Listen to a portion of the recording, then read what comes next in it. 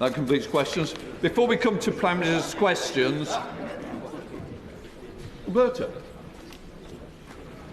Before I come to Prime Minister's questions, I wish to welcome our special guest who is observing our proceedings today, His Excellency, the Speaker of the Somali House of the People. Your Excellency, you're more welcome. Let us move to Prime Minister's questions. Christine Jardine.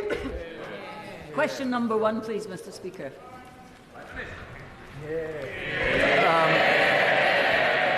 Mr. Speaker, on Monday I was honoured to join President Macron to mark Armistice Day in Paris, and together we paid tribute to the fallen of the First World War and all subsequent conflicts who made the ultimate sacrifice for the freedom that we enjoy today.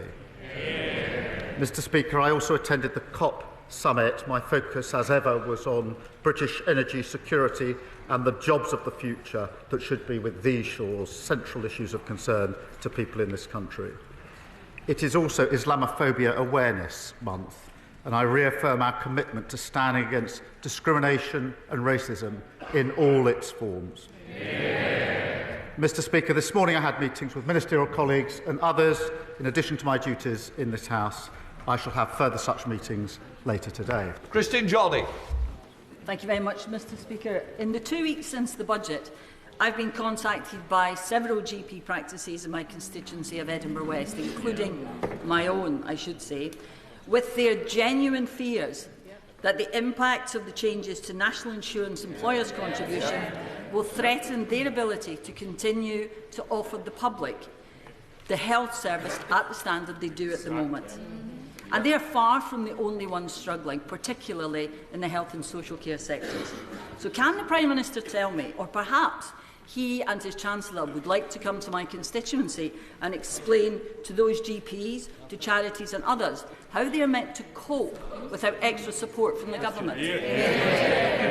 Look, Mr. Speaker, what I would say is this: because of the tough decisions that we took, we have put forward a budget with an extra, Mr. Speaker, an extra £25.6 billion for the NHS and for social care. That includes an increase to carers' allowance and £600 million available to deal with the pressures of adult social care. We will ensure that GP practices have the resources that we need, and the funding arrangements between the NHS and contractors will be set out in the usual way. Lloyd Hatton. Mr. Speaker, members have raised their concerns with a range of damaging policies pursued by the Leader of the Opposition. This includes voting against critical investment for our NHS, stating that maternity pay is excessive and the minimum wage a burden, and even backing harmful fracking when last in government. So is the Prime Minister aware of any attempt by the Leader of the Opposition to justify these dangerous positions which would cause untold damage to communities like mine in South Dorset? This government has given millions of people a pay rise of £1,400 by boosting the minimum wage. We've strengthened parental leave with better rights for parents, got huge investment into our schools and NHS, and all of that whilst ensuring that pay slips of working people have not been affected. It's clear whose side we're on, the working people of this country. Now, I haven't heard the Leader of the Opposition clarify why she opposes all these things, but now is her chance.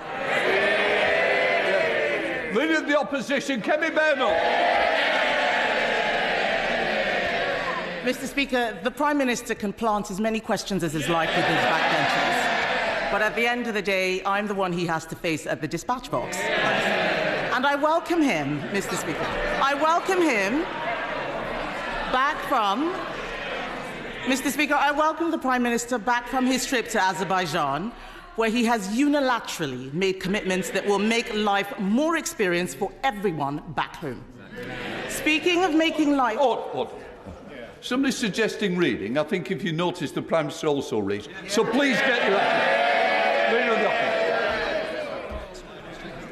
And, Mr. Speaker, I can pre-prepare my questions, but he needs to answer from his mind. Yes. Speaking of making life... Responsible for the answers. So he has made life more expensive with his unilateral commitments. But speaking of making life more expensive, will the Prime Minister confirm that he will keep the cap on council tax? Mr. Speaker, she talks of the trip to COP. I'm very proud of the fact that we're restoring leadership on climate to this country, to the UK, because that will be measured in lower bills on energy independence and the jobs of the future. And in relation, and she may have missed, but on Monday I was very pleased to announce a huge order into jobs in Hull for blades for offshore wind. If she's opposed to that sort of action, she should go to Hull and say so. On the question of council, she knows what the arrangements are. I think the House would have heard that the Prime Minister could neither confirm nor deny whether there was a cap in council tax was being raised. So I will ask him this question. How much extra does he expect local authorities will have to raise to cover the social care funding gap created by the Chancellor's budget and increases in employers' NI?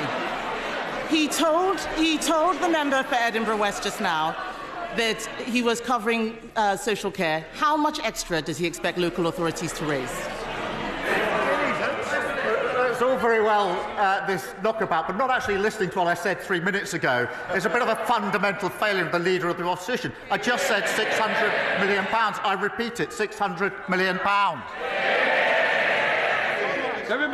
That he has repeated that number because he has probably not listened to the Labour-run LGA, who said that with no separate funding for the Chancellor's budget announcements, care providers will likely see increased costs, which will cost councils more, and all of the £600 in grant increase he is giving will not cover what is required for adult social care. It is clear that they had not thought through the impact of the budget, and this is the problem with having a copy-and-paste Chancellor. Did they not realise that care homes GP surgeries, children's nurseries, hospices and even charities have to pay employers' NI? We have put more money into local authorities than they did in 14 years. They left them in an absolutely catastrophic state.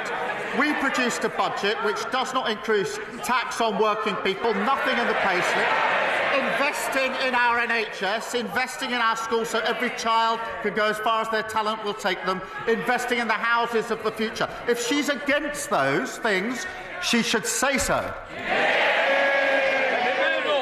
Mr. Speaker, I'm not against any of those things. But, of course not. None of us are against any of those things. But he has confirmed that he does not know what is going on. The Prime Minister probably does not realise that on Monday, the Ministry for Communities, Local Government and Housing revealed that councils will need to find an additional £2.4 billion in council tax next year. That's a lot more than £600 million. I know that he's been away, but did the Deputy Prime Minister, who runs that department, make him aware of their £2.4 billion black hole? So let me get this straight, Mr. Speaker. She doesn't want any of the measures in the budget, but she wants all the benefits. So the Magic Money Tree is back after 2 weeks in office. 2 weeks in office. They've learned absolutely nothing. We've put forward a budget which takes the difficult decisions, fixing the £22 billion black hole that they left, investing in the future of our country. They say they want all of that, but they don't know how they're going to pay for it. Same old Tories. Mr. Speaker, even he has to admit that they fiddled the fiscal rules. The OBR has actually said that they don't recognise where the additional growth is going to come from. The fact is, Mr. Speaker, the rise in employers' national insurance is going to be a disaster for small businesses around the country. Mr. Speaker, let me tell you about Kelly. For over 20 years, Kelly has run an after-school club business supporting 500 children and families in her borough. In 2024, her national insurance cost was about £10,000. In April, this will rise to £26,000. That is a 150% increase in costs from the budget alone. What is the Prime Minister's message to Kelly and the 500 families her small business supports if it goes under? I would say this to Kelly. We inherited a very badly damaged economy. We inherited a £22 billion black hole, and we were not prepared to continue with the fiction. We stabilised... Oh, Ms Lopez, I'm sure I can expect better from you as a PPS as well, Prime Minister. I would say to Kelly, we are fixing the mess that we were left. We're investing in the future of our country. I would also say to her that the Leader of the Opposition, week 2, wants all the benefits from the budget, but has no way of saying how she's going to pay for it. Same old mistake over and over again. Mr. Speaker, he has nothing to offer except platitudes. And the fact is that they do not know what they're doing. Their ideological budget was designed to milk the private sector and hope nobody would notice. Now his cabinet ministers are all queuing up for public sector bailouts to his tax mess. If he is going to bail out the public sector, then can he tell us this? Does he think it is appropriate, as the Ministry for Housing has done, to approve a 4-day week for councils that is not flexible working, but is actually part-time work for full-time pay? Questions based on what we're actually doing are usually better than fantasy questions made up. Mr. Speaker, what did they deliver in 14 years? Low growth, stagnant economy, a disastrous mini-budget, a £22 billion pack hole. And now she wants to give me advice on running the economy. I don't want to be rude, but no, thank you very much.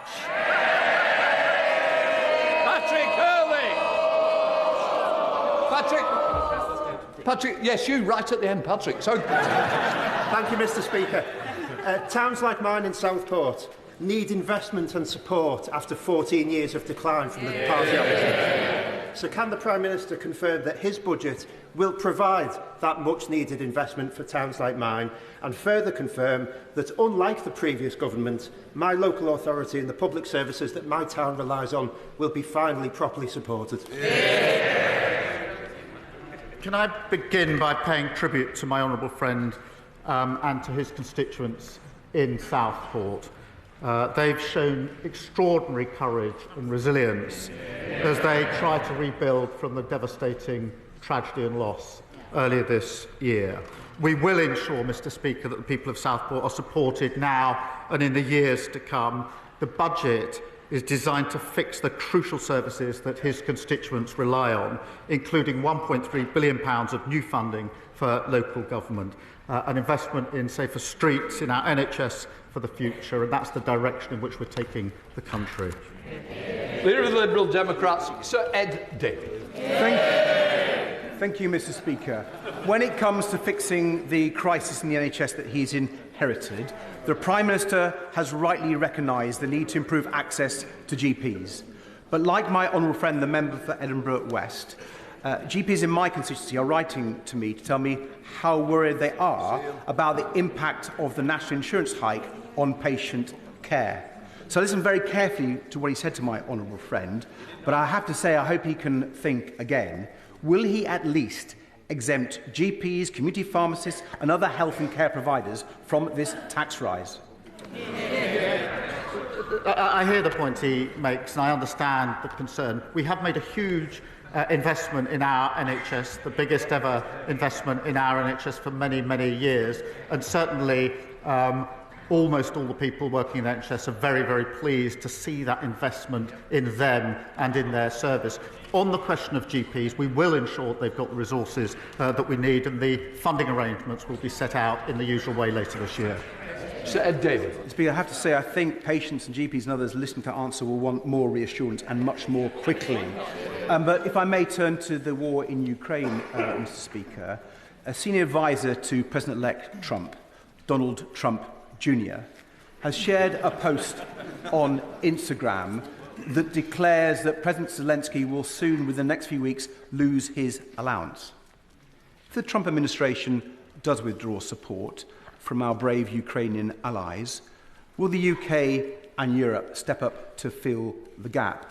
Will he seize frozen Russian assets, not just the interest, but the assets underlying that, so we can fund a huge boost to the Ukrainian forces in their fight against Putin's war machine?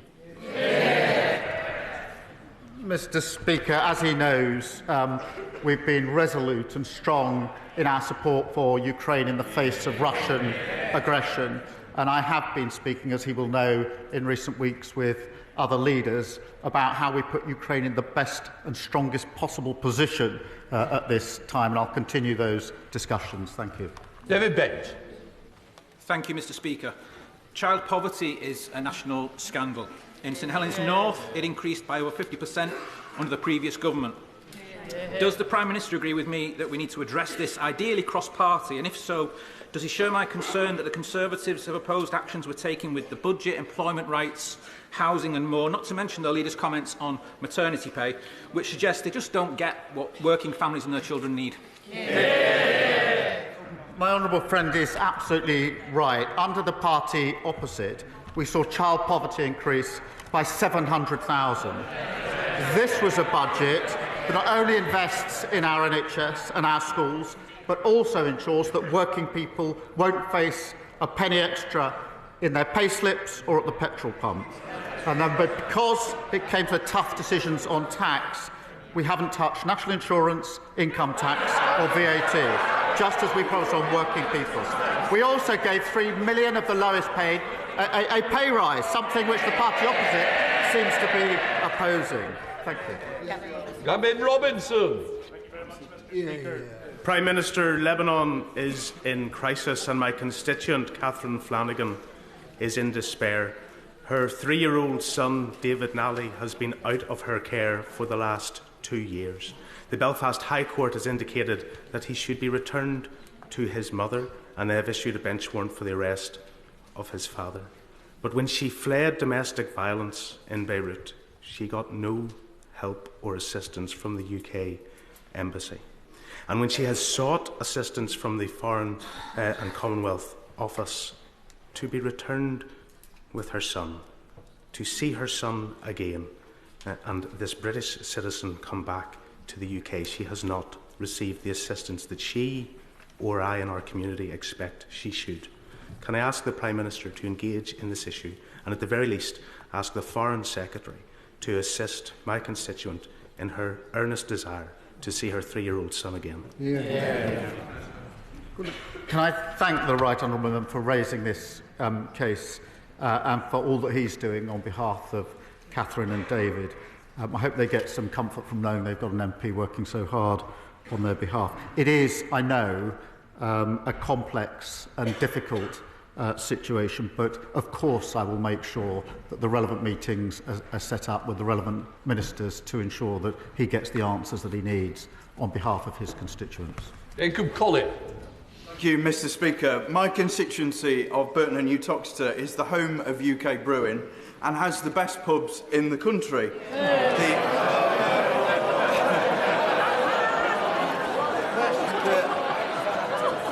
The Prime Minister is welcome to join me for a pint in sampling the very best beer in the world. As this government looks to reform business rates and consult on the changes, will the Prime Minister commit to ensuring that pubs and hospitality have a seat at the table?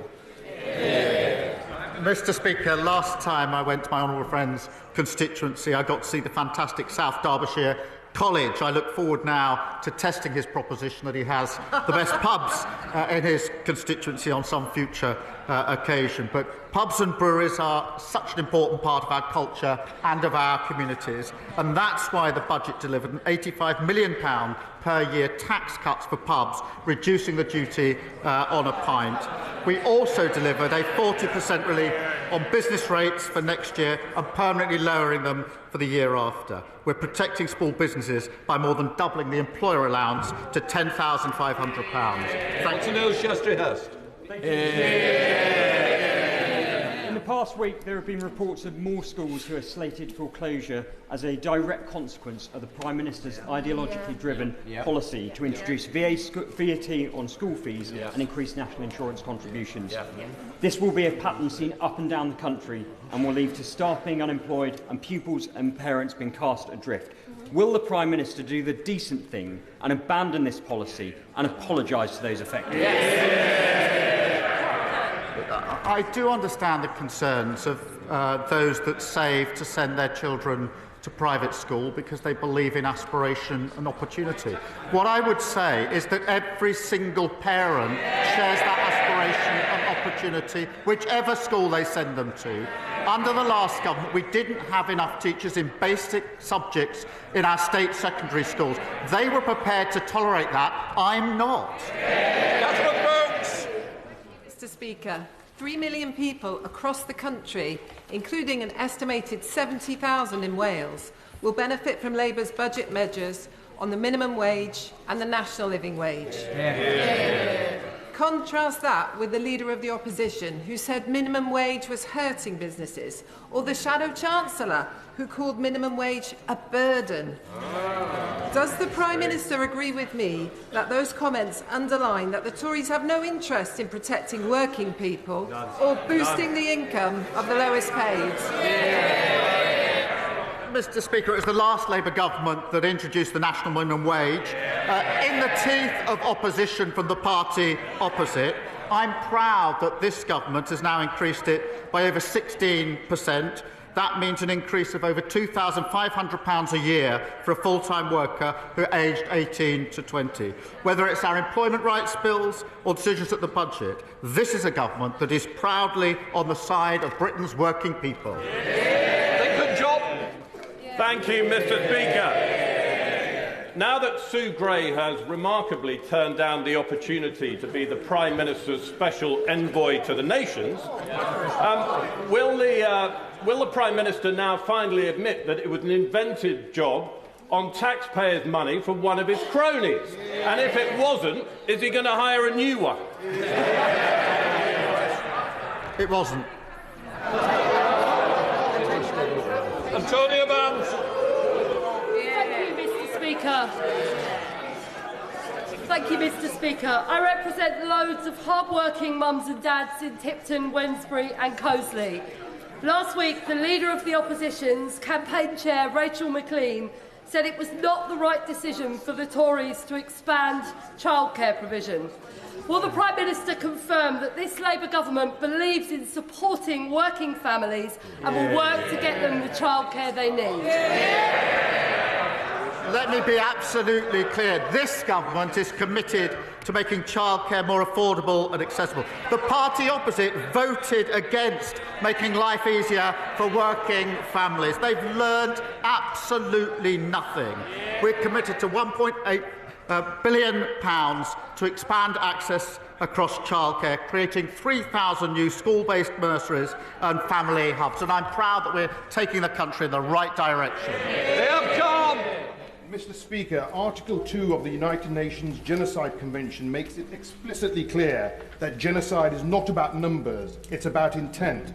And the intent of the Israeli government and the IDF has been explicitly clear in words and in actions over the past 400 days. More than 45,000 innocent men, women and children killed. On the 28th of October, the Foreign Secretary denied that a genocide was even taking place and suggested that the Israeli army had not yet killed enough Palestinians to constitute a genocide. And last week, the PMQs, the Prime Minister started that he has never referred to the atrocities happening in Gaza as a genocide. Will the Prime Minister share his definition of genocide with this House, and will he state what further action he is prepared to take to save lives of desperate and starving men, women and children, given that we now hold the presidency of the United Nations Security Council? It would be wise to start a question like that by reference to what happened in October of last year. I'm well aware of the definition of genocide, and that is why I've never described this and referred to it as genocide. Katie White. Mr. Speaker, my constituent's daughter, Bethany Ray Fields, was brutally murdered by her ex-boyfriend in 2019, despite raising multiple alarms of this abuse to the police. Bethany's mother, Pauline, travelled down to Parliament this week to bring her case to the Minister. Does the Prime Minister agree with Pauline that more needs to be done to shift the culture towards believing and reacting fast to victims when they sound the alarm of concern as one way to reduce violence against women and girls?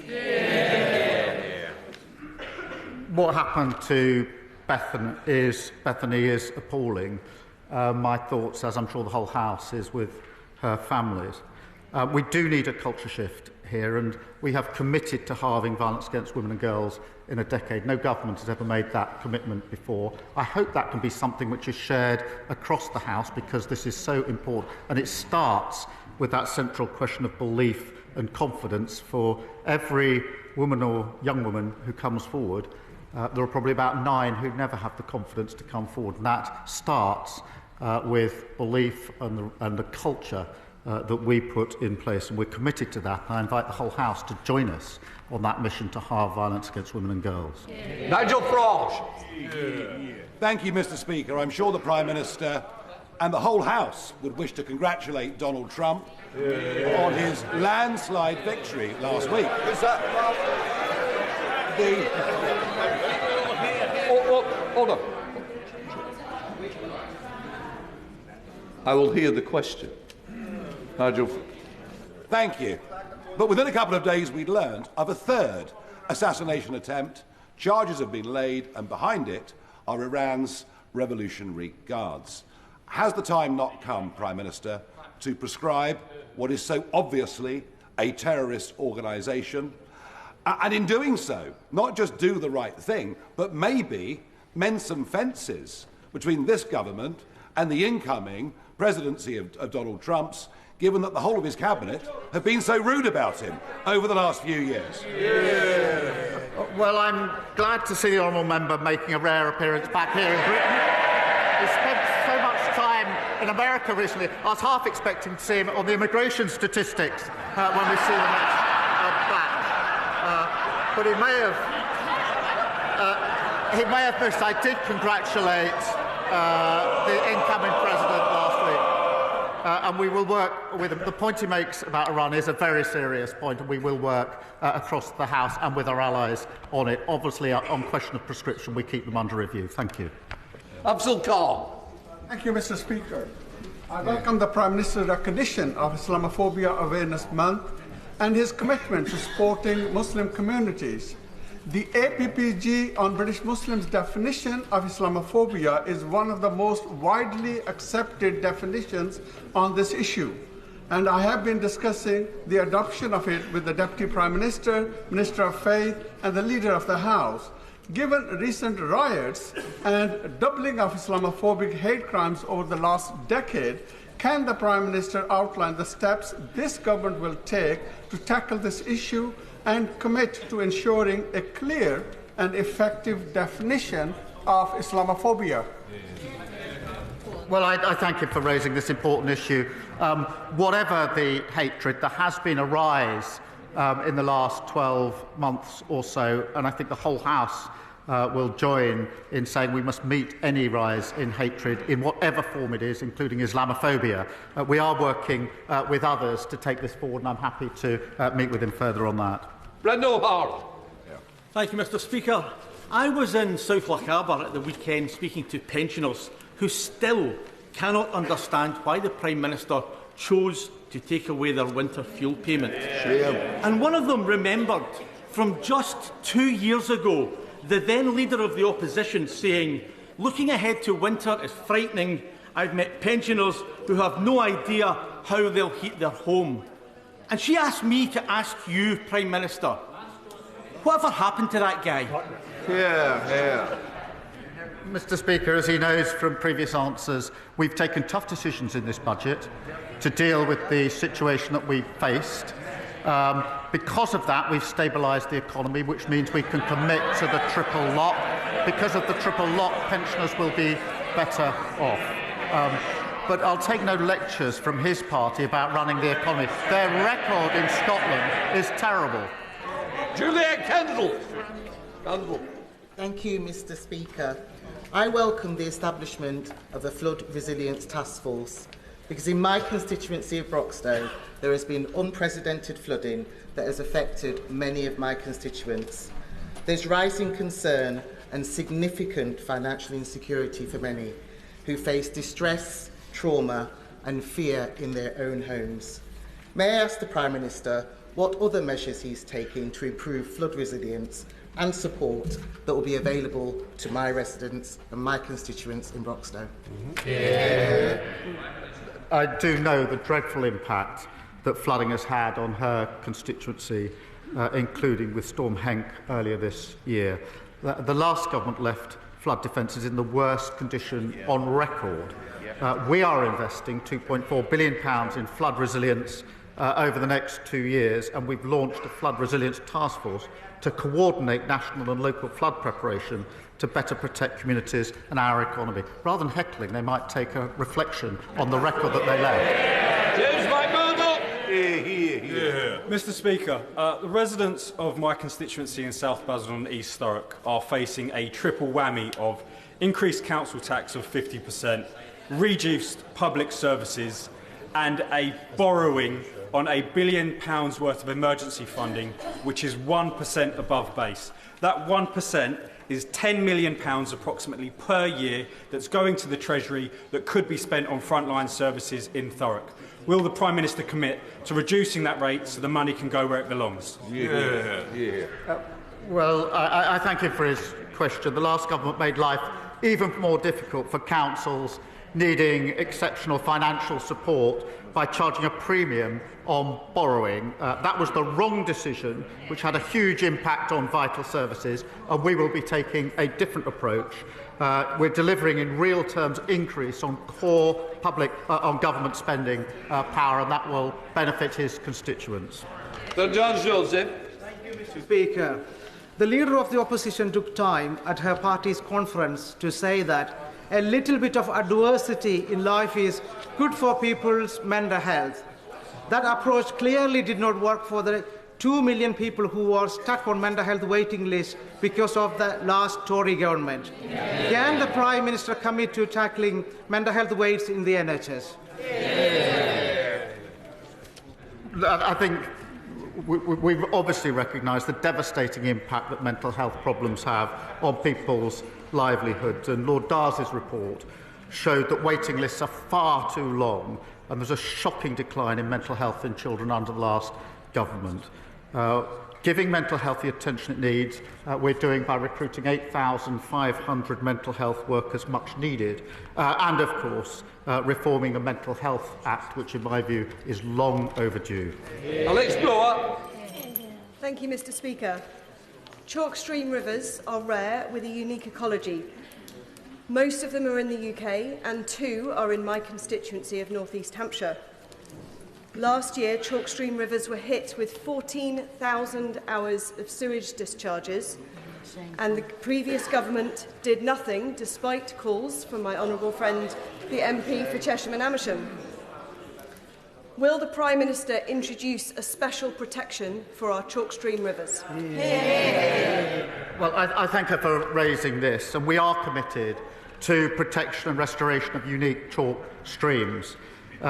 She's right, the destruction of our waterways should never have been allowed, and we've announced immediate action to end this disgraceful behaviour.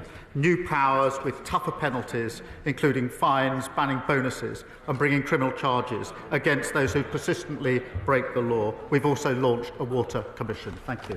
White. Thank you, Mr. Speaker. I welcome the Prime Minister's leadership on an international scale to smash the criminal gangs that smuggle people across the border. This Labour government having returned over 9,000 people with no right to be in the UK, which is 20% more than the party opposite. Will the Prime Minister confirm that he will continue this trade and smash the gangs that profit from people's misery? Yes, the last government lost control of our borders. And in the first 6 months of this year, small bite arrivals were up 18% on the same period last year. They spent £700 million on returning, 4 volunteers to Rwanda. Since coming into office, we've returned 9,400 people with no right to be here. They talked about getting the flights off. We've got the flights off, including the single biggest deportation flight. And so that's why we're investing another £75 million in smashing the gangs. We're absolutely determined to have a serious response to a serious question, not a gimmick that achieved absolutely nothing. Thank you, Mr Speaker. Ensuring every child has access to a great education, I'm sure, is a priority for all across this House, and I welcome the announcements for extra funding for children with SEND at the budget. The Chancellor, in her speech, announced a £2.3 billion increase in core spending and £1 billion for SEN. However, the budget document states that they are, in fact, both from the same pot, announced twice. Which is correct? The Chancellor made this absolutely clear in the budget. Putting that huge investment into special educational needs, it's an issue that is of concern across this House, because I think all members are recognising the appalling record of the last government. It's been raised from his own benches, the appalling state of SEN. So I'm very proud of the money that this government is putting in where the last government failed. Mr. Stratton! Mr Speaker, there's not a week that goes by where my office isn't contacted by young people and their families who are being let down by the shocking state of SEND provision locally. Across my constituency, I'm trying to work across party lines to push both Central Bedfordshire and Hertfordshire Council to do more. And I welcome the fantastic extra news in the budget about additional funding and subsequent announcements about increased support for mainstream settings. But we know we're going to do more, need to do more. So can the Prime Minister assure my constituents that we won't shy away from the whole system reform needed to finally ensure every young person has the support they need to thrive in school? No, we won't shy away from that challenge, because it's far too important for the children and the families and the communities involved, and therefore we will not only put the necessary money in, but we will look at the reform that is needed alongside the investment, and we will finally fix the problem, another of the problems that we've inherited from the lot opposite. Final question, Sir Alex Shelbrooke. Thank you, Mr Speaker. On the 29th of November, this House will be asked to consider at second reading one of the most consequential pieces of legislation to this country's make-up. But I am generally approaching this with an open mind, but have many concerns. And what concerns me, Prime Minister, is the short space of time on that day. So could I ask you, Prime Minister, that before we get to the 29th of November, that the government will make a commitment that we can have 2 days, 16 hours of protected time on the floor of the House in government time, that we can examine and debate in this House the report stage, so that many of the arguments we are concerned about may be able to be brought out then, because otherwise, Prime Minister, people like myself may decline a second reading over fear that we may not get to be able to debate these issues in full. Well, I'm grateful to him for raising this issue. It is obviously an important issue, an important vote. And I know that there are strongly held views on both sides of the debate across this House, and that's why it will be a free vote. I think every member needs to decide for themselves how they will vote on it. It's a free vote. I do think there's sufficient time allocated to it, but it is an important issue. Right, that completes Prime Minister's questions by the front benches. No points forward to come after your accused statements, which you well know. Mr. Holder.